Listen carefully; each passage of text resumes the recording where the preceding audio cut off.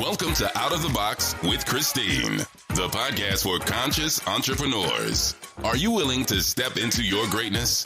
Are you ready to shine? Well, get ready, truth seeker. You're in for an amazing ride. And now, here's the host of the show, Christine Blosdale.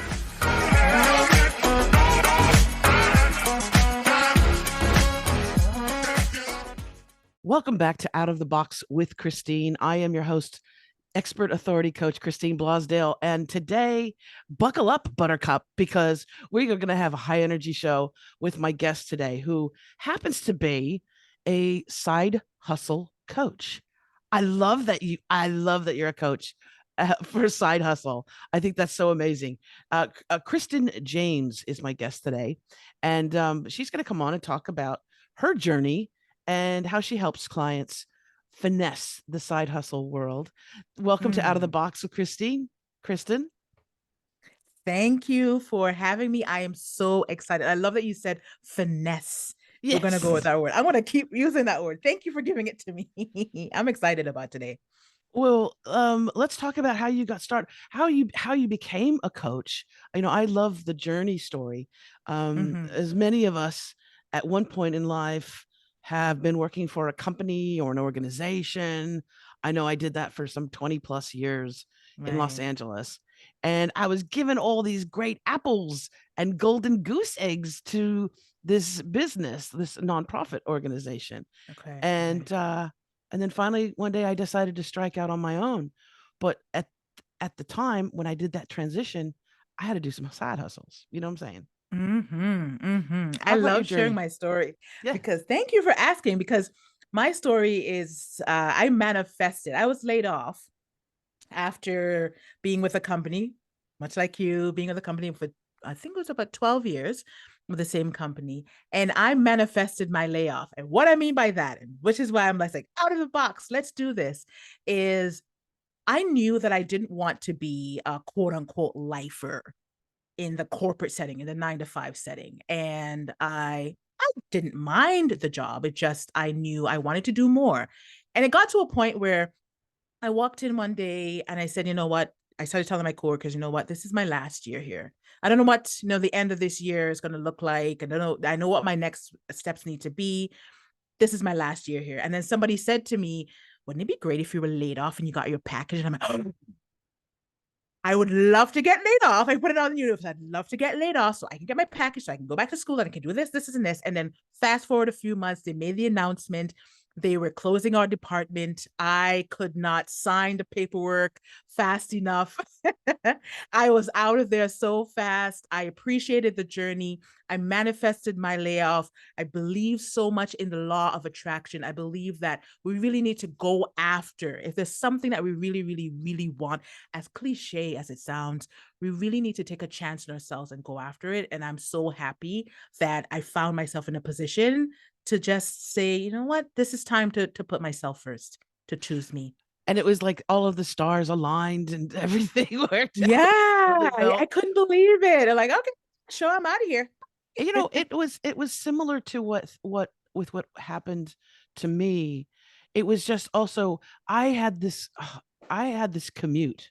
Oh my gosh. I had this commute, and it was from where I lived in Ventura to the San Fernando Valley. It on a good day, if everybody is swept up in a UFO and there's nobody on the freeway, it's an hour, right? But if you are in Los Angeles, there's traffic. It doesn't matter what time. So sometimes it would take an hour and a half. Sometimes it would take 2 hours. And then during the holidays, forget about it, right? I might as well just get a sleeping bag and stay, at the office. But that it was so much of it was the commute. For me, I'm spending 3-4 hours getting to and fro work. Yeah. And I could, I could accomplish so much more, even at home. I was lucky that they let me do a hybrid thing there for a while where I got to work from home. But it's sort of like, when when it's right. Yeah. Right. When you know. And I'm grateful. The thing though, because I have quite a few clients who are in that position where they still have their full-time job, but they're passionate. They want to be a coach. They want to be a trainer. They want to be a consultant. They want to do this or that. They want to have their own business. And it's that step. It's that scary step because, every week or every 2 weeks, you're getting a paycheck. Right. And all of a sudden you're going, well, I'm not going to be getting that paycheck and I have bills and all this. So it's very, it can be a stressful time, but that's the time too, when you are getting paid, to start building the things that you want. Right? Absolutely. Yeah, I totally agree. And I like to highlight, as much as I'm a side hustle coach and I say that I help my clients to fulfill that deep desire to confidently quit the 9 to 5, I really like to stress leveraging before you leave. So you need it's a very scary, when you say take the leap, it's a very scary leap. With a lot of us were conditioned to be employees and provided the tools and taught how to be employees, and not necessarily the same for entrepreneurship. So we need some time to be able to build that muscle, if you will, and to build that confidence to be able to say, all right, I'm ready to walk away. So while you're there, and also I really believe that the type of employee that you are gives you clues or reveals the type of entrepreneur that you will be as well. And there's so many skills, there's so many things that you learn and skills you acquire in that setting that you can transfer to entrepreneurship. So once you know that you're leaving, once you know that you have an end goal, be it 6 months, a year, and you're working towards that, by all means, generate get the salary that you're used to, while you kind of get used to being able to generate your own income, and also look at what skills you can take from that setting and apply them to your business as well. So while you're there, you're totally still benefiting from being an employee that contributes towards being an entrepreneur. Absolutely. And that's why it made a logical jump for me, because I was in the radio industry. I was a producer, on-air host, fundraiser, the QVC of radio. But it made sense for me to transition at the beginning. I wasn't just a general coach. I was a podcast coach, because I had this 20 years in radio and broadcasting. So I could parlay that and bring it into my media coaching and podcasting and presenting and things like that. So that's how I did my transition. But and it was a bit of work in the beginning, because that you're going from that paycheck mentality to, okay, I need to generate this on my own. Yeah. And even if you're a great employee, we are, like you said, we're trained to be employees from the time that we're little. We're trained to be an employee. Yeah. And especially, like, I'm here in Australia, and that's very much the mentality. The thing I miss about America is that you can do it attitude. Americans are, you can be anything. You could be president of the United States, right? So we're trained at a young age, especially in America, that you can grow up to be anything your heart desires. And sometimes you get detoured, and sometimes those dreams don't necessarily come true, but something else happens. But we're taught that. Whereas in some cultures, it's like, no, you need to get a job, or you need to become a doctor, or you need to do this, or you need to do that. Right. So I love that. I do love that aspect. But we are trained, and that makes a great book for you to write. How we are trained to be employees. And then your tagline is, how the side hustle saved America, or something. something like that, something along those lines. But we really are. We're conditioned. It's like you go to school to get the education, to get the higher education, to get the job, to get the promotion, which is great. Like if the corporate life is your thing, then by all means go for it. But it's not really, it shouldn't be as cookie cutter as it was presented to a lot of us. And this is why it's so hard and it's so scary when we think about, we start to have those thoughts of, I want to do more. I want to have something, my own thing. I want to do something more meaningful. I want to feel more connected to the results that I'm getting. And I want to be rewarded for my hard work. And you're starting to have those thoughts, and you're like, where's this coming from? Like, what do I do with this? How do I how do I get from where I am now to being able to plant the right seeds and water and be able to turn into the entrepreneur that deep down we want to be? Because we weren't told, a lot of us weren't told, hey, you can be an entrepreneur, when we were told you should be in a 9-to-5 corporate setting. So well, it's scary, but and times have been a changing, because in, right. you know, maybe with my father or the grandfather, you could work at a business or a company for 20 years, and at the end, you know, you get a gold watch or something, I don't know, but you had a bit of job security. And then there was this thing where I'm a control freak. I have 5 planets in Scorpio. I like to be in control of the situation, right? I Yeah. don't like anyone having control over my happiness, my ability to go eat, you know. And so when you are an employee as well, you always have that thing. There's that dance, right, between like management and people working under management, and at any moment that could be taken away from you.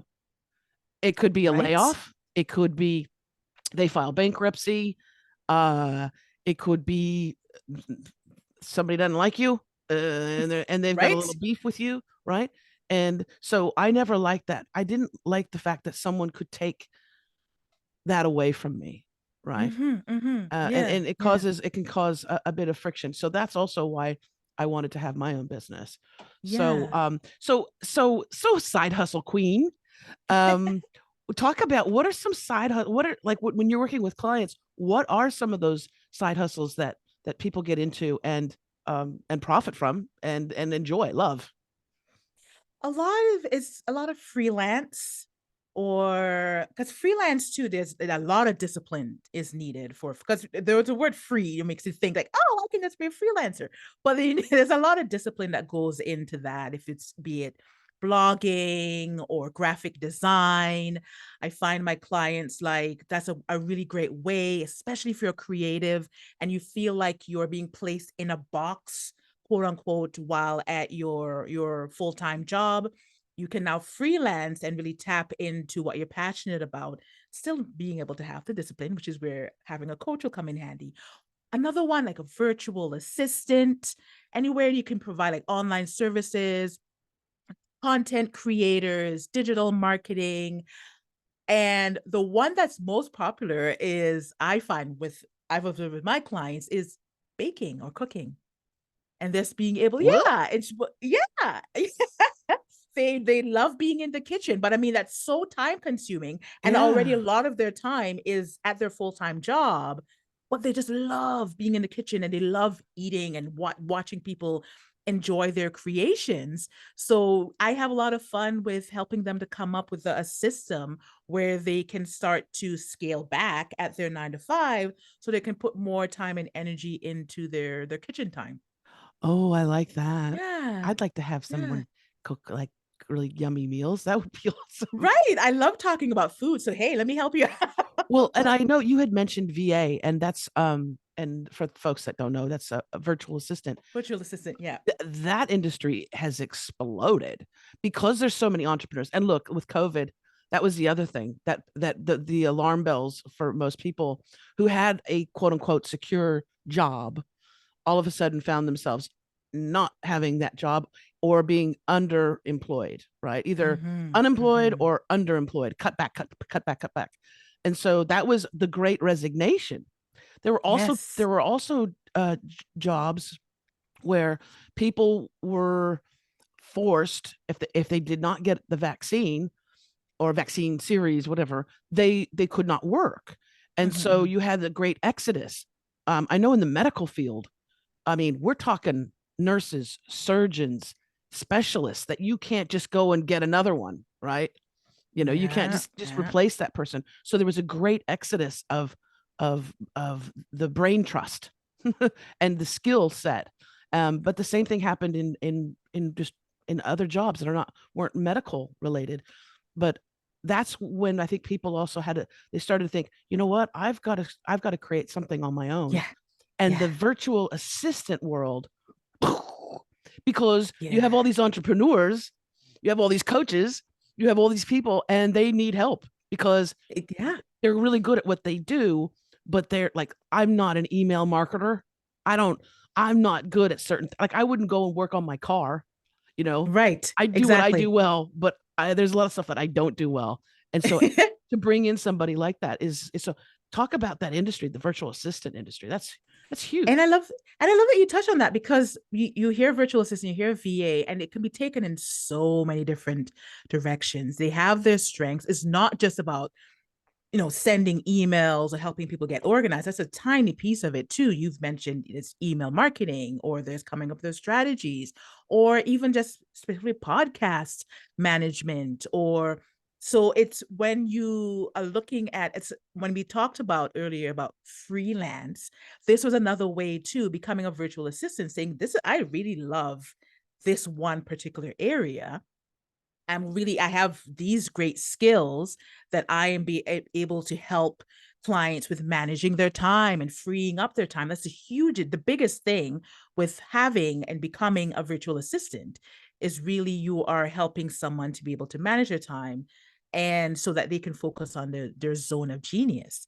So if there's something that you're really good at, most of them are, being able to schedule and the content and being able to track everything and tell you your schedule, or when, where, who, why, how, what, the email marketing, the social media marketing.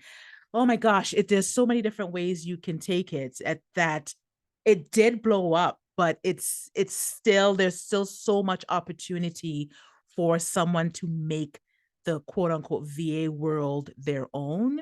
There's so many entrepreneurs out there. There's so many people that need help and support. So it's not even a matter of like, oh my God, there's so many VAs, there's so many people doing virtual assistants, that there's still a niche for you. Once you get specific on your skills, or the skills that you want to improve on, or the area that you're really super creative in, then by all means you can become a VA in that area.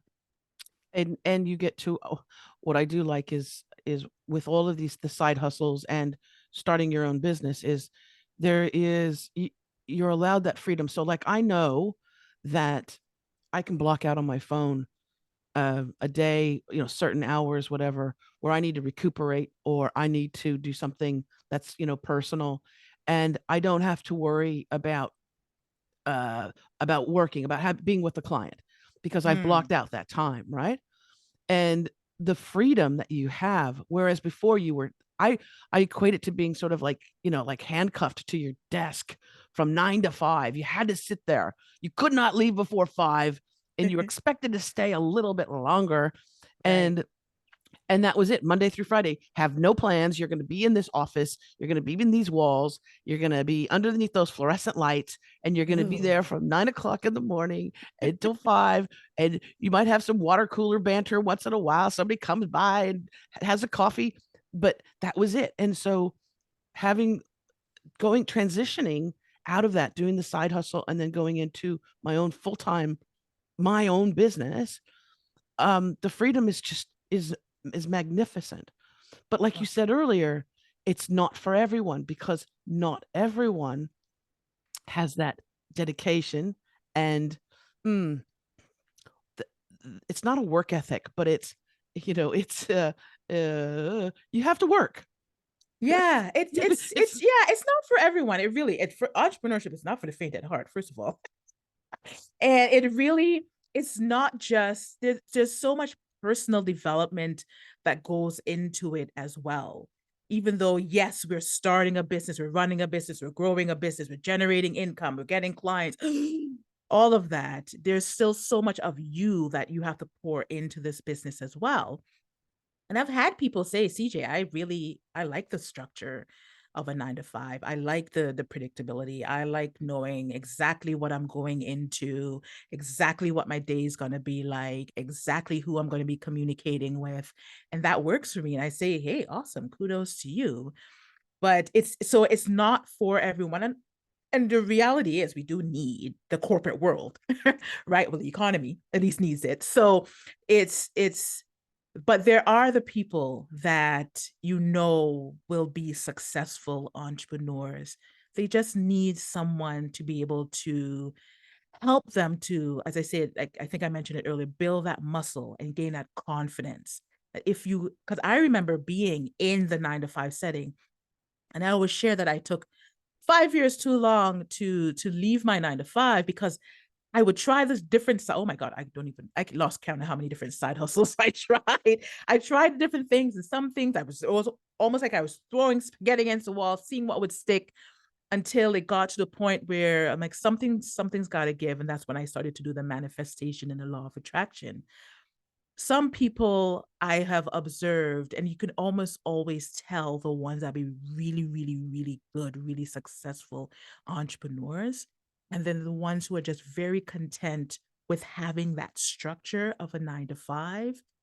We have our lane, we pick it. But if you know you want to put the indicator on and switch lanes, by all means, I really, really, really want everyone that has that desire, even if you end up going back to the 9 to 5. And I've seen that happen. And I've had colleagues and clients alike that go back to the 9 to 5 because they just weren't cut out for it. But you got to at least try. Yeah, it's definitely, it's not for everyone. It's not. You know, it's not for everyone. I equate it to, sometimes some people need that. Oh, my alarm clock goes off, I have to get to the office by this time. And other people are that self-motivation where even though I don't have to be at the office, I'm setting my clock for 6 because there's a lot that I need to get done and I want to hit it, So you have to have that self-motivation and a little bit, you have to sort of master that. You have to put at bay that imposter syndrome thing, because if you have imposter syndrome and you're trying to stretch yourself outside of that, away from that 9 to 5 into your own business, into a side hustle, you have to be confident in your skills in order to do that transition and to be able to make a living, right? Yeah. You can't think, oh, well, who's gonna hire me? Who's going to listen to me? Yeah, I'm not good enough. That's like, because that's an energy, that's an energy that people can feel and smell and taste. And they're not going to come near it. Right. Yeah. Yeah. And we all deal with imposter syndrome. It happens to the best of us. Yes. It's what you do with it. I now use it as almost like motivation, because I'm like, where did this come from? You're not right. You're not real. It's not true. Right. But there was a time when it really used to be like, I'm a new coach. Like, why would people want to hire me when there's so many coaches out there? And, I don't know how to find clients, and they won't. Oh my gosh. It can be so daunting, but I think it's just a reality. Like, I'm glad you brought that up. We all do deal with it, but it's what you do about it, how you push past it. The other thing we do struggle with is coming from that corporate setting to working for yourself is the isolation. It gets lonely at that very beginning. So being able to find your people, find your village, because I always say it takes a village to grow your business. And I would not be where I am in my business without my own coaches, without my own people to be able to support me. It's tough. And then the voice in your head, because we are our biggest critic, our voice is the first one we hear in the morning and the last one at night. Right. So you need some other people feeding you that positive messages in between, and learning while you learn how to self-motivate. So get your people, find your people, get that support, accountability, to get that clarity to be able to really go full throttle in your side hustle. Christen, I'm so glad you said that, because as so many of us as entrepreneurs, coaches, consultants, service providers, we tend to have this go it alone type mentality, right? Pull up your bootstraps. It's all me. And there's also scarcity mindset as well that can come in to the play, where I'm afraid to share my, I've got to do this on my own. I have to be successful on my own. Me, I. And what I've realized in the last couple of years, especially, is when you do build that team, that tribe, that support system, and start working with other people who have, you're a unicorn. And I'm a unicorn. But when two unicorns get together, they create something magical that didn't magical. exist, right? Yeah. And so that's what I try and tell my clients is you're going at it alone and you're banging your head up against the wall and trying to figure things out. Sometimes it's just also, the law of attraction. It's say, open the doors and say who I need in my life. If it's a coach, if it's a mentor, if it's a colleague, if it's a co-venture partner, who I need to come into my life, have them come into my life, my life now so that I can recognize them and create something that wasn't there before. And I think that's where miracles happen. I really, truly do. I do. I agree. I completely agree with you. That said, I would love to work with you. Absolutely. Absolutely. Yeah. So tell people how they can get in touch with you and learn more about all the great stuff that you do. Well, you can visit my website, christenandjames.com. I am on LinkedIn, Christen and James, any social media platform at Christen and James. Very active on Instagram. I like to say, slide in my DM, say hi, tell me about your side hustle. I wanna be able to cheer you on, provide you with some tips. I want to be able to just see people just go after what they're meant to go after. So come find me. Let's chat. Beautiful. And have you written a book yet? I have not yet. I like we're using the word yet. All my intuition, all my little it's the Blosdale goosebump thing. It's all pointing towards that. Absolutely, you need to write that book. And actually, you've already written the book. The book is already written. It's already written. And that's just from all of the content that you've created. Just throw it into a little chat GPT thing and make it, edit it. You already have all that content already done. And I think side hustle has to be in the title, but yes, and your beautiful face that needs to be on the cover. Yes, for sure. Yeah, the book is definitely coming. Good. Now it's out there. Now I have to do it. Yeah, I didn't mean to put you on the spot. It's definitely coming. It's definitely coming. Good. Thank you for that. Awesome. Thank you so much. Christen and James has been my guest today. If you want to find out more information about her and her amazing coaching, you can go to christenandjames.com. I will have a link in the show notes. And if you would like to learn more about the podcast, you can go to outoftheboxwithchristine.com. And if you want to learn more about my coaching, go to christineblosdale.com. All those websites, all those links will be in the show notes. And if you've got something out of this show, if it resonated with you or you think it's going to help someone that share it. Share it if it's on Apple Podcast or Spotify or the YouTube video. Please share it with someone because you never know what you're going to spark in that person who's sitting there doing that 2-hour commute going, road rage. One way, right? I know. You never know who you're going to inspire. So make sure you share the show. And as I always say, remember to think outside of that damn box. Pick it up.